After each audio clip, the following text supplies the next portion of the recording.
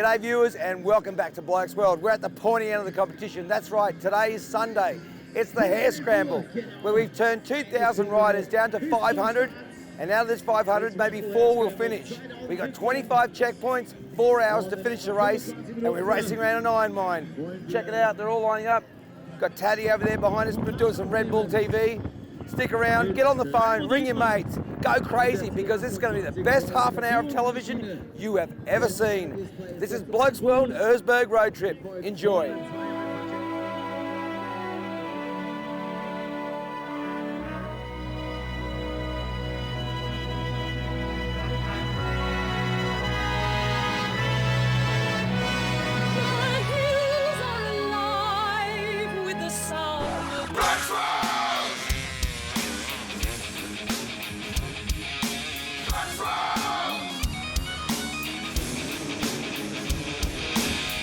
Dangerous, stupid.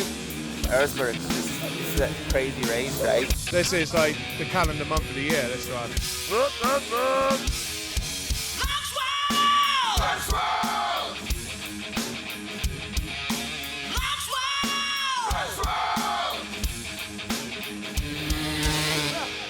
It's crazy, it's great, and it's a lot of fun here.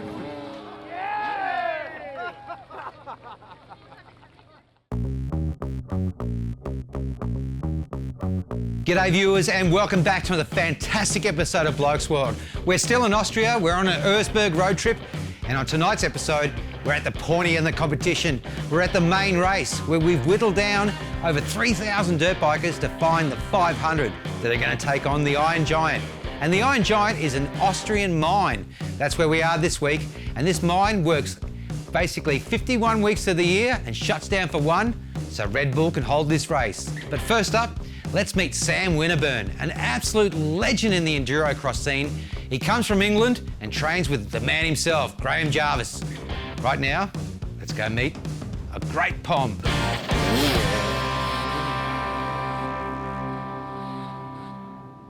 Mate, you've had a cracking weekend. We saw you ride the prologue, and then you originally started off with number 86, then you made it to number 8 with your time in the prologue. Well, through my motocross years, that's where my speed comes in, you see, so I was flat out, so it was all right. I loved it. No, mate, it's nothing better than turning on the gas with that massive drop there, is there? No, it was cool. It was cool, actually. I'd love to have a speedo. Yes. Just to see how fast I was actually going. But got a good timing on Saturday, yesterday. Mm-hmm. And I knew I'd be up there, but not like in the top 10 kind of thing, so yeah, I'm well happy, so yeah, it's all cool. Man, I'm just talking to you now. It looks like you're ready to go out to a nightclub. It looks like you haven't even had a race. The only proof that we have that you've done Erzberg is what you've done to this bike. Let's just have a look at this. You've got bits coming off here. Look what you've done to the pipe. You've got that signed by a rock. I know, and I had to change the front disc. Yeah, tell us what happened with the front disc. What happened there? I don't know what it was, but where all the factory boys fill up with fuel, there's a hill straight after, and there was just people everywhere, and I got caught up near the top, and I had to come back down, and there was bikes coming up, and they were everywhere, and I kind of lost a bit of control and smashed into a rock, and yeah, it just bent it completely, and it just locked on. Wow. And some guide dude up there was like, yeah, change this, so.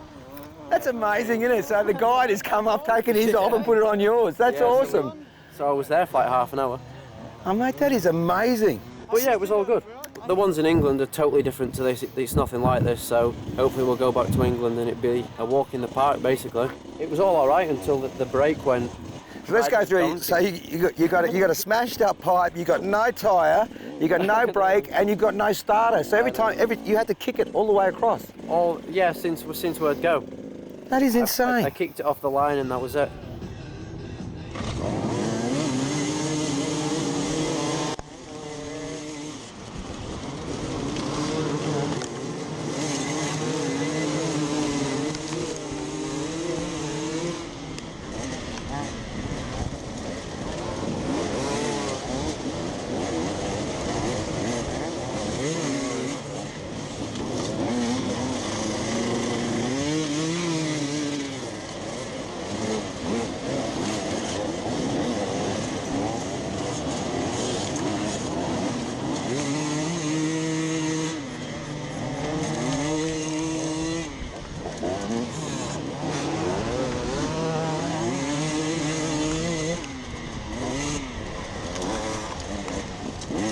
This is the first time here, and I just wanted to see what it's all about, and yeah, it's hard, like. Very hard. Let's talk about your sponsors. Who do you want to thank for getting you here? D3 Racing, everybody really, KTM, 100%, Yep. Decade Europe. The big one, that was my mum and dad. Yeah, I was going to say, it's mum and dad always, isn't it? Always. I wouldn't have done it without them. And obviously my girlfriend, Chloe Richardson, she was a big help through Carl's Diner, so... That's awesome. So you had them all there cheering you on coming through there? Everybody. All my family back at home was just... everybody's there. It kind of egged me on to do better, if that makes sense. 100%, yeah. But no, I loved it. It was cool. That's awesome, because there's nothing worse when you've got nothing left in the tank, is there? I know. Unreal. Australia great again. Make Australia great again. And the UK. Sam, thank you so much, champion.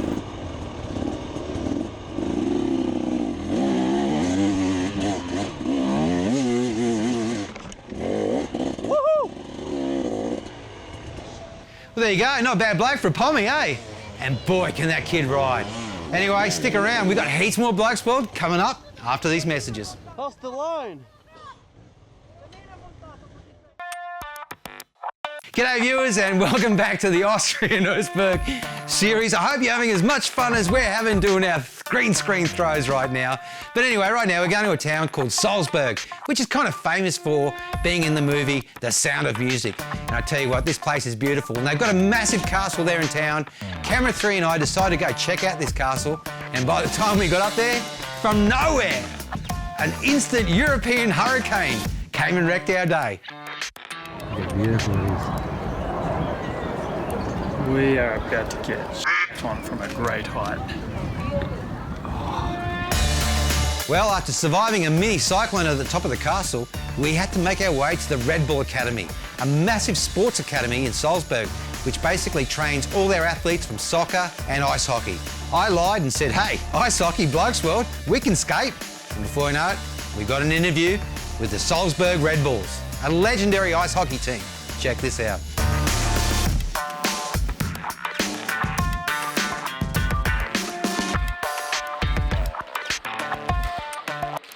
Now, one of the imported players is right with me now. Lane, welcome to Blokesworld. Thanks for having me. Awesome. Now, you're a Canadian, is that correct? Yeah, Sam. This will be my third season, going to my third season here. Our fans are great here, and the academy and everything we have to train. Red Bull's is an awesome organization. If you haven't noticed, in Europe, it's bigger than in North America, and that just makes the game, they have more room, more time with the puck, and it makes the game a lot faster. Cool. And I heard before that you come from a great lineage of a family. Your dad was a hockey player as well, and he came to Austria to play? Yeah, no, it's been in our family. Even my brother played growing up. Used to always compete against my brother and watching my dad play now, and now he's coaching back in Canada, so always have that hockey support in the family.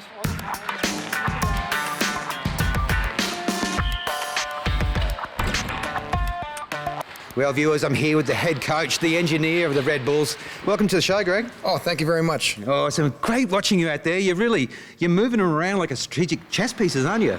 Yeah, it's summertime. We have a little more time to work on the technical part of the game, the skating, the individual skills, and it's a good opportunity to work with the players individually. Obviously, that's not an Austrian accent you're rocking there. Whereabouts are you from? From Green Bay, Wisconsin. It's my second year in Salzburg, and before that I coached about 12 years in Germany. Yeah, we've got a lot of different nationalities. It's a real melting pot of players, and makes it a lot of fun. The players have 12-month contracts, so 3 weeks after the season is over, we start with our off-ice training, strength, conditioning, speed and agility, and then in the summertime we go on the ice a couple of times a week to work on the technical skills individually, and then 22nd of July all the import players come, the North American guys, and then we start officially on the ice August 1st, and then the last possible game I think is middle of April. Yeah, it's like a full-time job, but on the other side guys are done by 1 o'clock in the afternoon, usually on a non-game day,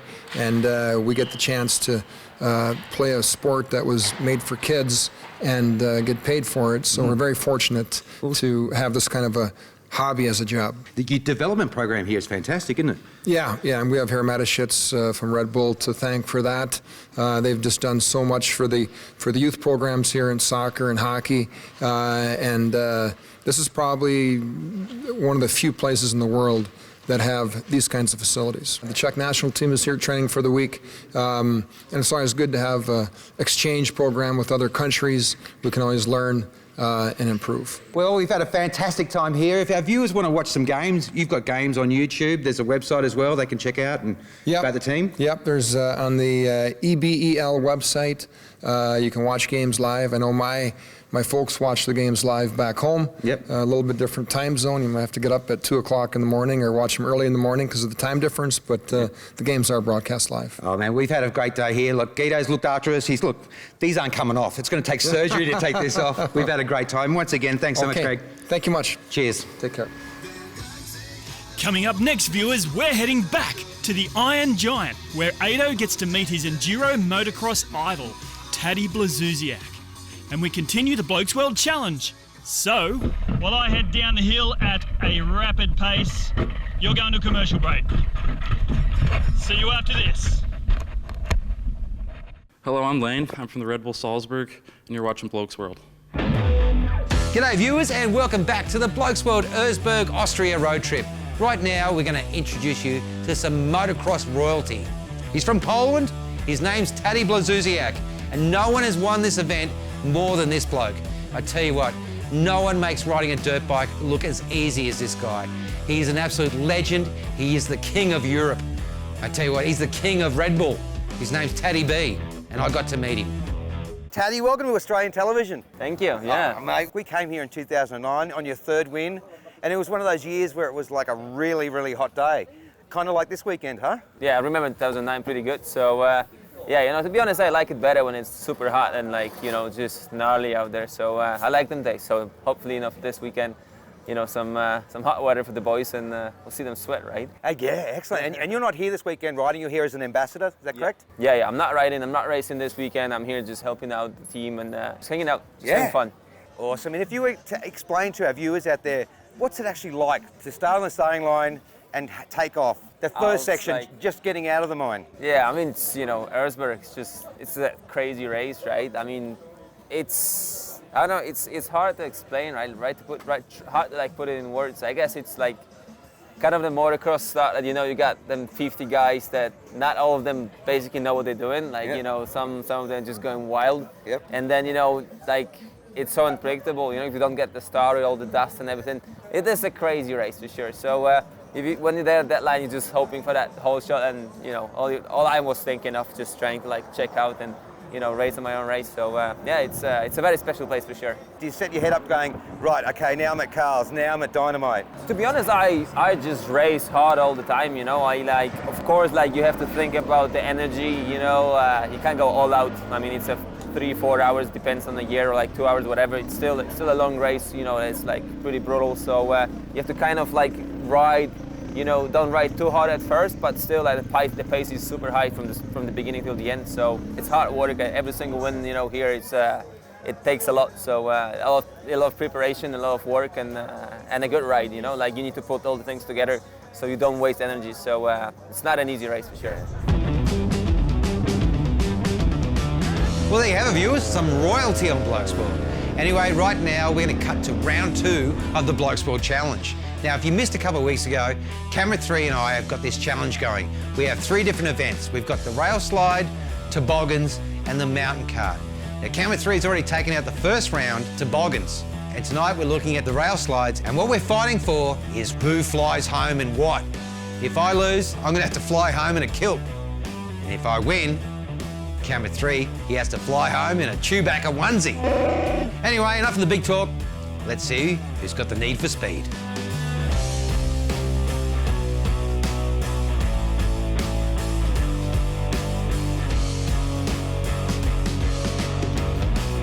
Oh yeah. Welcome to the country of no waivers, no one sues each other, and you can do stupid stuff. Like go to a bloody alpine ski resort, ping down these mountains. That's just one of the 6 loops that you do, coming pinging down. Here comes a dude now. This is what you do when you got a ski resort and there's no snow. Austrians, they know how to live.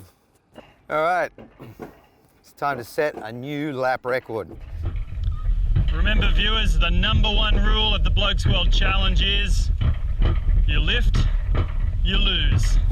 Let's make my way up the top now. Hopefully I can show you some footage. I'm on a time trial against camera 3, so it's pretty competitive at the moment. Oh, wicked. Well, viewers, it's been 3 days and we're still heading uphill. Life without lawyers, eh? Here we go. Little bit of a kicker drop to get started. Build up a bit of speed. Now we're racing. Yeah! That was Ado. Yee-hoo! Rail in it! I think I'd rather not be able to see down that hill. She's pretty steep. Oh, it's a quick section now. Yeah!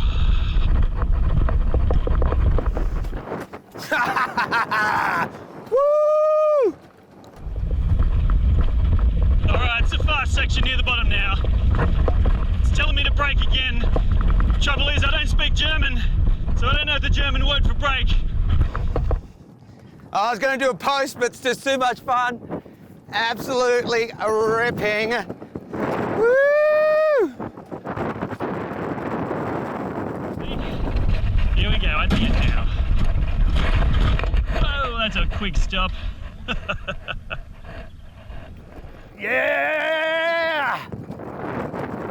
Well, viewers, as you can see, it's been about 20 minutes now since I arrived at the bottom. Oh, here comes Ado finally. Glad you could join us. Well, you lifted your foot, but you have to be careful not to lift your kilt when we go through Dubai Airport. Oh, that's right. Yes, you forgot about the challenge. Oh, I'm 2-0. Well, it's not looking good for me. I'm down 2-0 and we've only got mountain carts to go. I'm gonna have to pull up something real special or I'm flying home in a kilt. Anyway, we're going to commercial break. We'll see you after this. G'day viewers and welcome back to the Blokesworld Erzberg, Austria road trip. And as you can see behind me, we've whittled down the 3,000 riders into the top 500. They're on the starting line. It's all about to go down here at Erzberg. But before the race starts, we caught up with Australian enduro legend Dan Sanders. He won the Australian title last year and he's now living in Europe, racing for factory KTM. Top bloke from Victoria. Let's check him out now. Dan Sanders, welcome back to Blokesworld. All right, cheers. Mate, a bit exciting now, isn't it? They're all lining up. It is. It's the time of the day that they kick off and, you know, go on a hell for 4 hours, so. Yeah, awesome. Now, we caught up with you earlier in the series. Yep. We should explain to everyone you're the Australian off-road champion and now you've been signed and now you're over here racing for KTM. You're living in Italy. Yes, yeah, based in Italy, so it's been good experience so far, halfway in the year. So, yeah, come here to check it out and ready for a good day. Oh, mate, it's awesome. Now, we've always said for all the young fellas in Australia, there are two things that every Australian needs to do. And that in their life, at one stage, they have to own a V8 and rock a great mullet. Yeah. Mate, sure. your mullet is one of the greatest ever. Yeah, did you inspire Toby Price or did he inspire you? Oh, at the start, yeah, Toby was making some fun of the mullet, and then, yeah, I see half a year later he's starting to grow one himself, so it's sort of a bit of fun. So, yeah, we have a chat about that here and there, but it's I've cut mine off, unfortunately, so. We're starting a campaign, bring it back. Yeah, bring it back. maybe I'll let it go. So I'm a bit tight on the haircut budget, so we'll 2 years, then I'll get another haircut, so I'll cut it back in. Nice. It's very much a family, the KTM team, aren't they?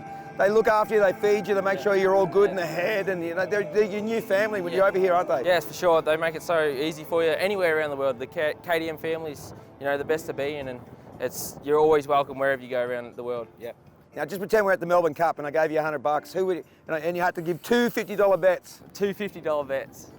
Who would you be putting your money on? I've spent some time with Johnny and Cody this week walking with the KTM, so yep. I like them two boys to go 1-2. So in Carl's dinner, it's going to be good with his big long legs, yeah. And he's got the trial skill, so it's going to be interesting. Some of those holes in there, like, it would be 8 feet deep. Like if I was walking through there and you drop down, you won't even see your head. Yeah, it's crazy.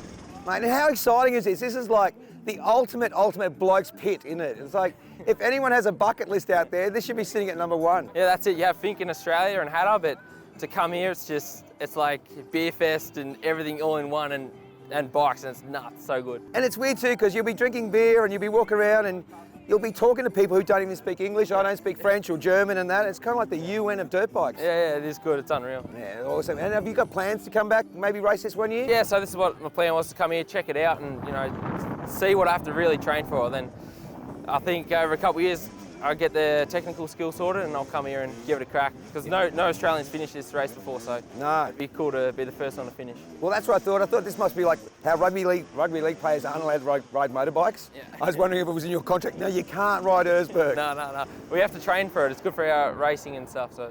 All right, viewers, that's all we can fit in tonight's episode, but we've got to introduce you to a bunch of people who've been feeding us all week. If we're talking about the burrito bar, come on in, camera 3. There he is, here, Bernard and all the crew. Hi.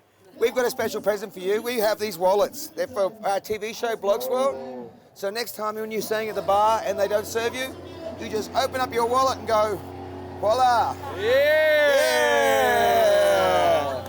Bang, there's your wallet. Thank you, guys. Thank you very much. The burrito bar, they've been feeding us all week. See you next week from more Blokesworld.